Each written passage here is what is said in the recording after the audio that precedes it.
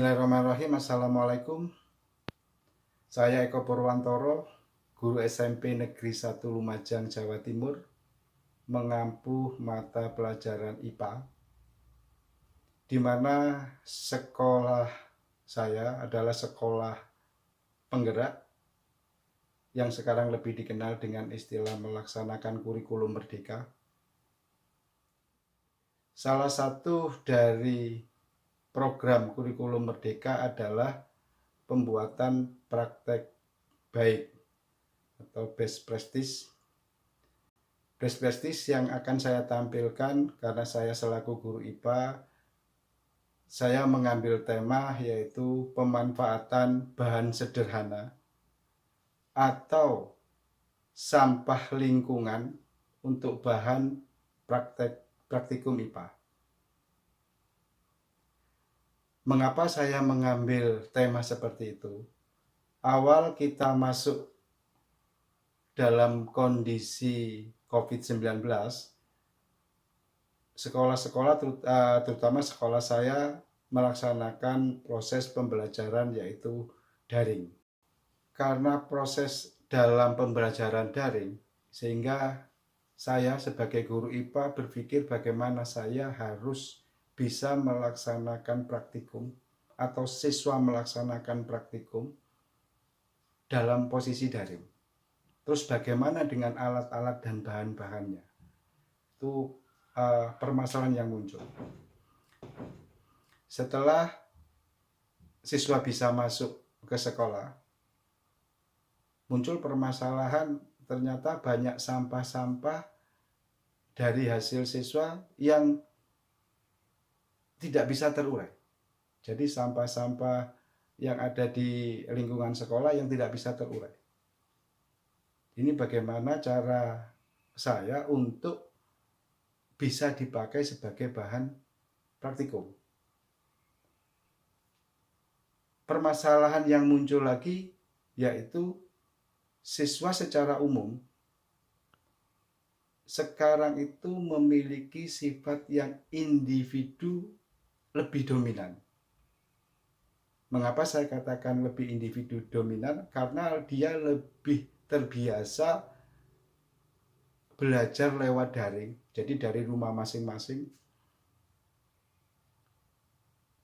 Saat dia berkumpul dengan teman-temannya, itu butuh yang namanya adaptasi.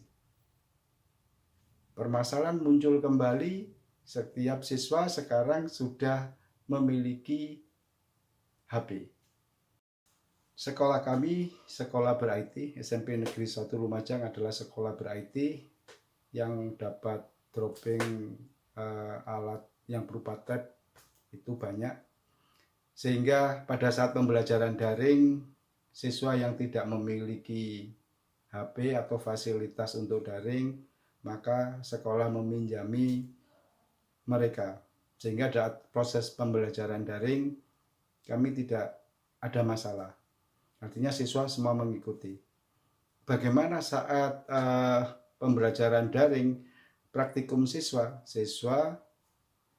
kami seperti yang saya katakan tadi, siswa dengan LK yang ada, dia melakukan praktek di rumah.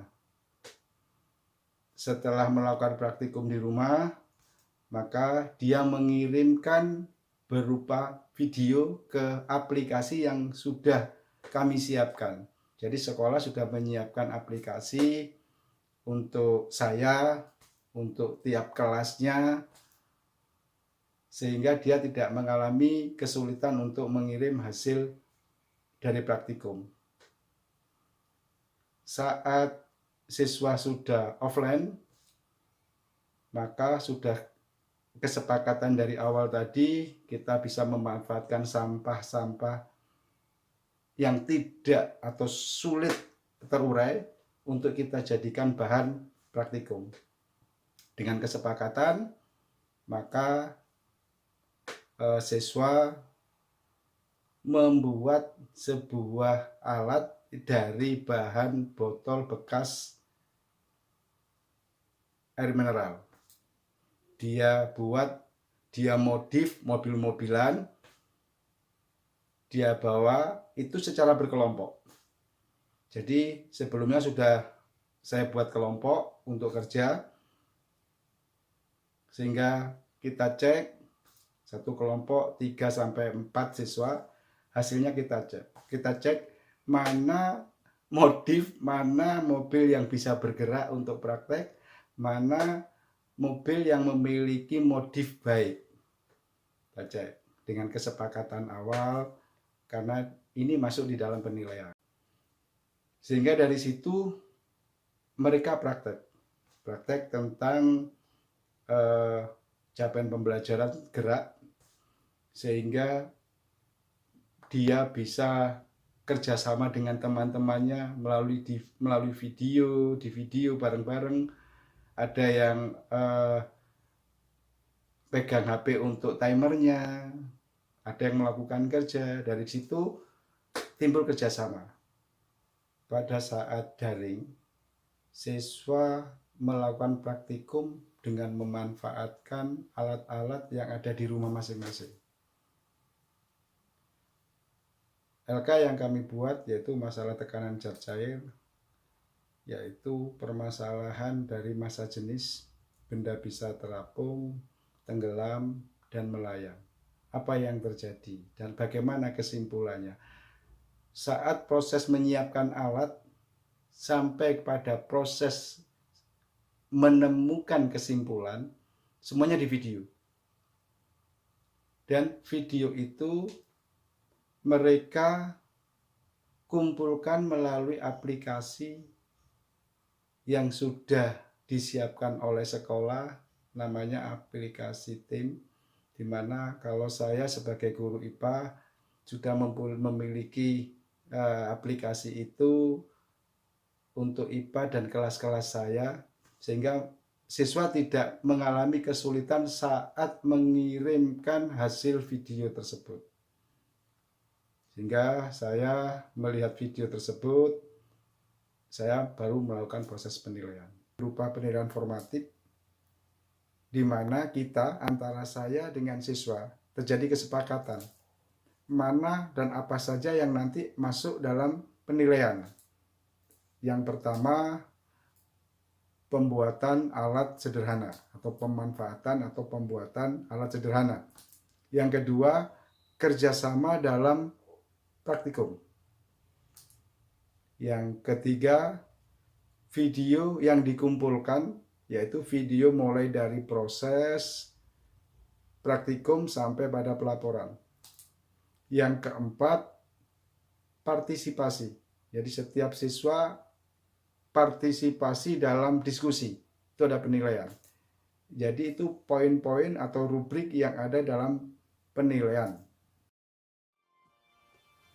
Demikian best practice saya atau praktek baik yang saya lakukan di SMP Negeri 1 Lumajang. Saya yakin banyak kekurangan, banyak kelemahan, tapi itulah yang terbaik yang saya tampilkan, sehingga saya mengucapkan banyak terima kasih yang sudah melihat video ini. Saya yakin Bapak Ibu yang melihat video ini bisa melakukan yang lebih baik daripada saya. Terima kasih. Saya sampai sekian. Wassalamualaikum warahmatullahi wabarakatuh.